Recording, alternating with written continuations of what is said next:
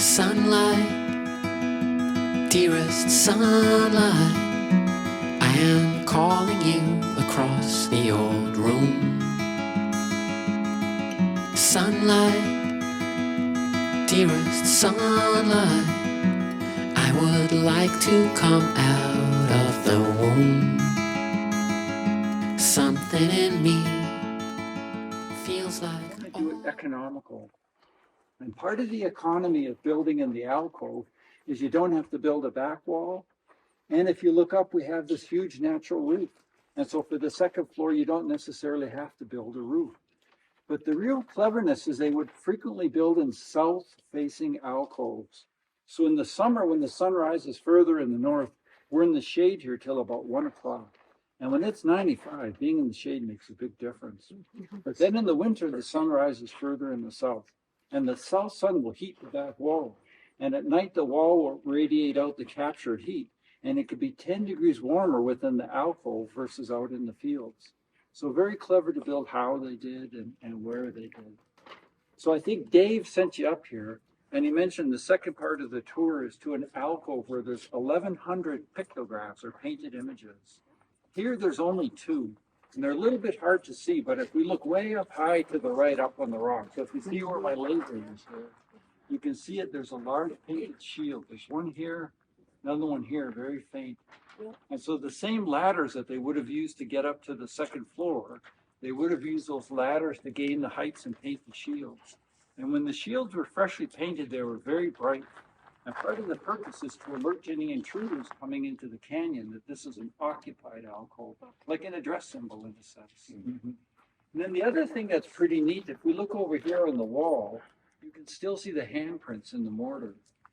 And the more you look, actually, they're all over the place. But I always say, if you think about it, some fellow human being did that almost 1,000 years ago. And here we still see evidence of their labor and activity. And it's pretty common too at these places. You find lots of bits and pieces. So you find a lot of what are called pottery sherds. And you can see that this is decorative or painted pottery. And typically the painted pottery came from the Indians up in Flagstaff. And so these guys would go up to Flag and they would trade food or clothing for decorative pottery. And the other thing they would get near Flagstaff is a volcanic glass called obsidian. And it's a material you can fracture to make very sharp edge cutting and scraping edges or arrowheads or knives and whatnot. So it was a prized material. So again, they would go up to Flag to trade for this. And then it's not uncommon at these sites, we still find the corn that they grew. Now, I lived in Michigan. You leave corn outside, and after about a year, it's gone. It's rotted and gone. But within this plaza, within the dwelling, it's bone dry. And so we still find these bits and pieces. And I always say, I think I'd have to eat about 4 of these. You know, we're used to our corn and the cob. We have all the benefits of science and genetic engineering to get what we've got. But these guys struggled with this. And they think that their living really was a struggle. The average lifespan was 20 to 25, very high infant mortality. The shaman class may have lived a little bit longer, but I always think they were more like the office workers in a sense. They weren't out in the fields doing the heavy lifting. But nevertheless, they were able to leave us this legacy. of me, and we danced all alone. Come on in. Open my heart to this world. Open my heart to this world. Sunlight, dearest sunlight, I am calling you across the old room.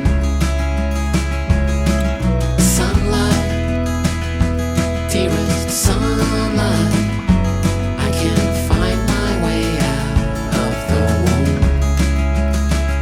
Something in me feels like all of me, and we dance all alone.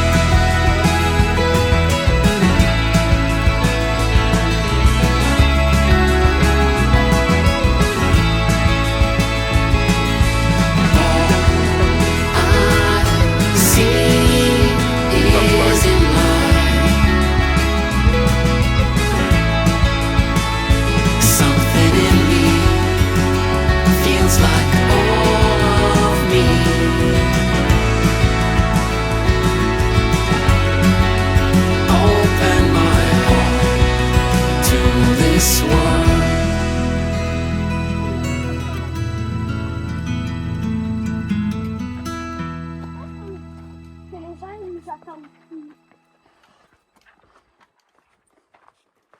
Here, he needs someplace to live.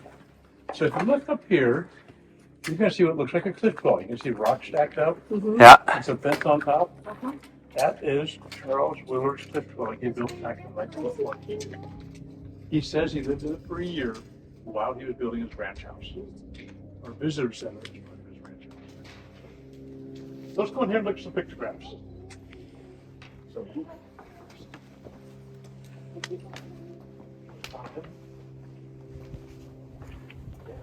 that right there is part of this. Looks like a lot to me. Yeah. Well, come on in, folks. If you look at these walls, you see animal-like figures. Here's what geometric patterns, like over here. These little squiggles, which you'll see all over the Southwest. Another type of geometric pattern. We're not sure what these pictographs represent, but they do know they're telling us stories. They're conveying information to us. People back then didn't have a written language. They didn't have the internet. So they would convey information via pictographs like you see here. So think of it as a library, if you will. So we have pictographs from the Paleo people, to the Archaic people, to the Sonoran people, to the Yavapai, and then some markings from the Apaches. Basically, everybody that's passed through the area has left some marks on these walls. So I'm going to show you some of the oldest. I'll show you some of my favorites. And I'll show you one we think we know what it represents. The honest answer is we don't know what any of these pictographs really represent. The only people know were ones to put them on the wall 1,000, 2,000, 3,000, 500 years ago. Huh. So the oldest thing we have are these markings right here. Horizontal and vertical marking, kind of etched into the wall. I refer to it as the Excel spreadsheet. Yes. That was drawn by the Paleo people, somewhere around 10,000 BC, according to archaeologists. Paleo people hunted animals, they hunted big spears and spear points, called closed spear points, probably heard of them. Mm-hmm. And you can carbon date rock like that very well. They have found 3 closed spear points here on Wood Valley. So no people were here. Let's go up here.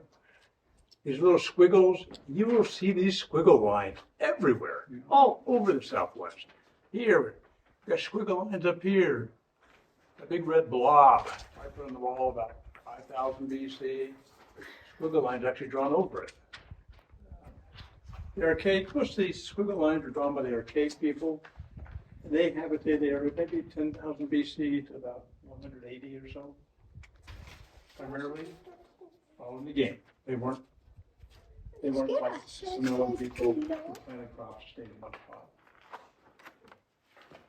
Any idea when you look at these squiggles, any idea what they might represent? Water. Snakes. Water, snakes, okay, yeah. Water coming, like, Those coming down. are typical answers. We don't have here. And then there's another one that We don't have much water. Could it be a waterfall? But when it rains. It could be. It also could be whisper of water. Yes. asking the gods for it. Yeah, we don't know. So let's look over my favorite pictograph over here. Wait. It's a tic-tac-toe board. It looks like people are playing a game of tic-tac-toe. Some squares have dots in them, some of them don't. But if you play tic-tac-toe with paint, you only get one game. Yeah. And look underneath it, there's a squiggle lines. So there's a squiggle line plus a tic-tac-toe board. So I love that pictograph because it's really trying to convey some information to us. We wish we knew what it was so we could tell you. So think for a minute, we're the Sonoran people. We're growing crops out here in the valley. If we judge wrong and plant too soon and the frost comes and kills everything, that could be our food source for the winter, which basically been wiped out. So they didn't have They didn't know when Home Depot put out the plans. They didn't have a farmer's almanac. But let's take a look at something. We have a pictograph here, it's a tic-tac-toe board. Look here. This one's conveying information to us. We think we know what it's telling us. What does that look like to you?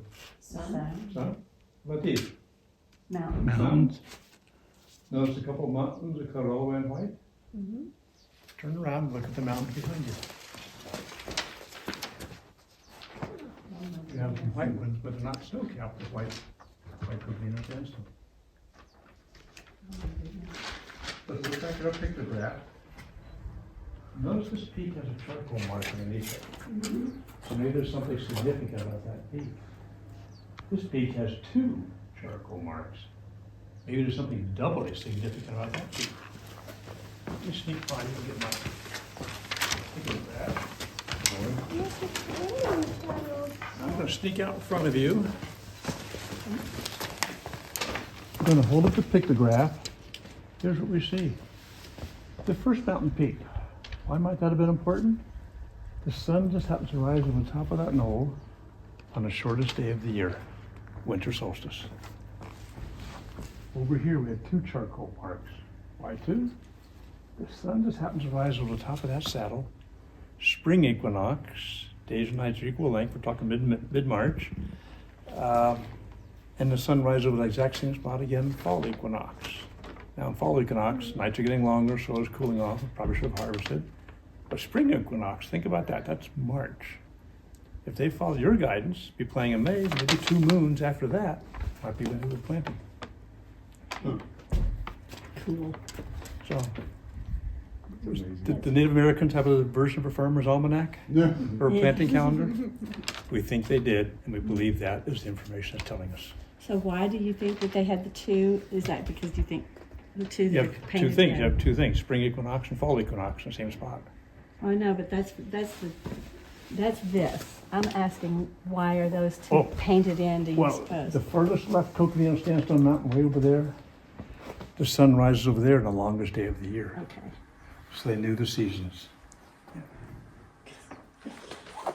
Pretty amazing.